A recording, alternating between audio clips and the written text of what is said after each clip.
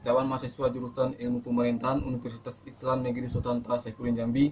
Jadi dalam rangka memenuhi nilai ujian tengah semester mata kuliah Tata Kelola Keuangan Pemerintahan, yang mana dosen pengampunya adalah Bapak Z. Haryanto. Di sini kami diminta menjawab dua pertanyaan yang telah dibuat oleh Bapak Z. Haryanto. Langsung saja ke pertanyaan pertama, yaitu jelaskan definisi keuangan negara, ruang lingkup, dan asas-asas pengelolaan keuangan negara. Pengertian keuangan negara yang pertama itu definisi keuangan negara adalah semua hak dan kewajiban negara yang dapat dinilai dengan uang, serta segala sesuatu baik berupa uang maupun berupa barang yang dapat dijadikan milik negara berhubung dengan pelaksanaan hak dan kewajiban tersebut. Dalam penjelasan Undang-Undang Nomor 17 Tahun 2003 tentang keuangan negara dinyatakan bahwa pendekatan yang digunakan dalam merumuskan keuangan negara adalah dari sisi objek, subjek, proses, dan tujuan. Dari sisi objek, yang dimaksud dengan keuangan negara meliputi semua hak dan kewajiban negara yang dapat dinilai dengan uang, termasuk kebijakan dan kegiatan dalam bidang fiskal, moneter, dan pengelolaan kekayaan negara yang dipisahkan, serta segala sesuatu baik berupa uang maupun berupa barang yang dapat dijadikan milik negara berhubung dengan pelaksanaan hak dan kewajiban tersebut. Dari sisi subjek, yaitu yang dimaksud dengan keuangan negara meliputi seluruh subjek yang memiliki atau menguasai objek sebagaimana tersebut di atas, yaitu pemerintah pusat, pemerintah daerah, perusahaan negara ataupun daerah, dan badan lain yang ada kaitannya dengan keuangan negara.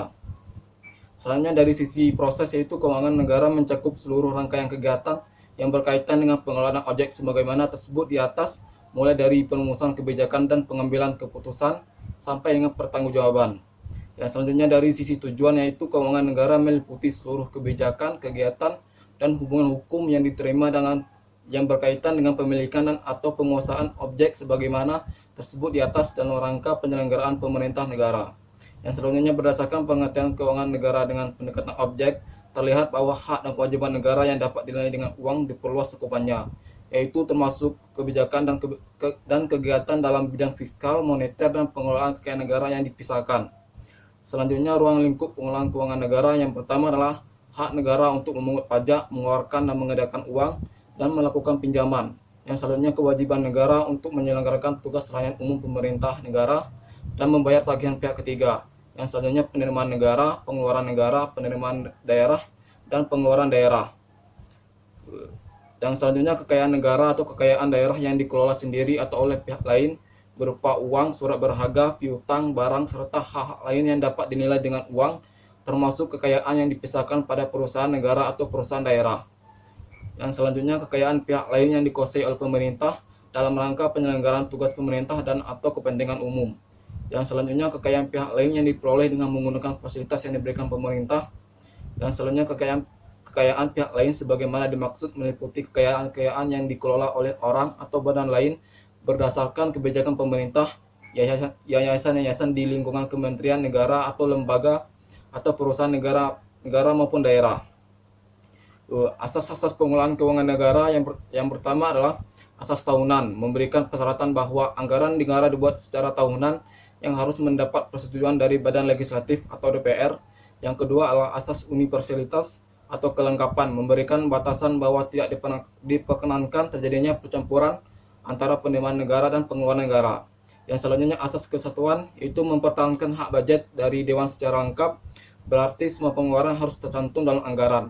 Oleh karena itu, anggaran merupakan anggaran bruto, di mana yang dibukukan dalam anggaran adalah jumlah brutonya saja.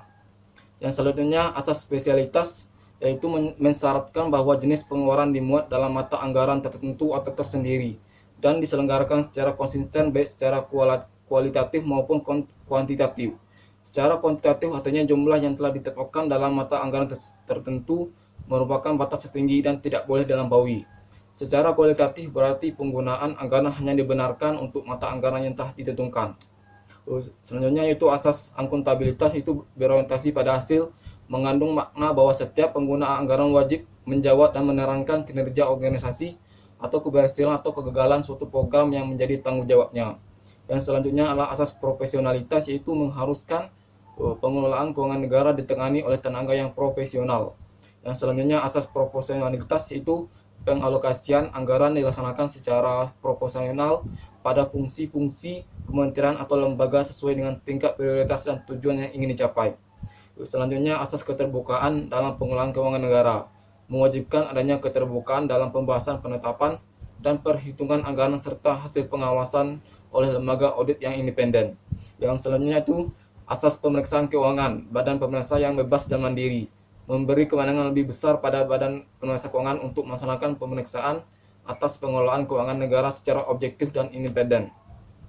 Adapun soal kedua yaitu menyikapi pandemi COVID-19 yang terjadi di tanah air, beberapa kebijakan telah dikeluarkan pemerintah terkait penggunaan pos-pos keuangan tertentu yang dialihkan dalam rangka menanggulangi COVID-19 dimaksud seperti penggunaan dana desa dan pilkada.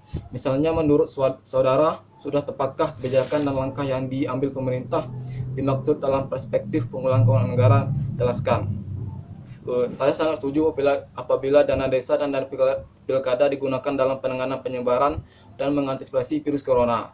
Untuk dana desa sendiri itu melalui Kementerian Desa, Pembangunan dan Daerah Tertinggal dan Transmigrasi Indonesia melalui Surat Edaran Nomor 8 Tahun 2020 tentang Desa Tanggap COVID-19 dan penegasan pada karya tunai desa yang berisi tentang pembolehan menggunakan dana desa dalam penanganan virus corona.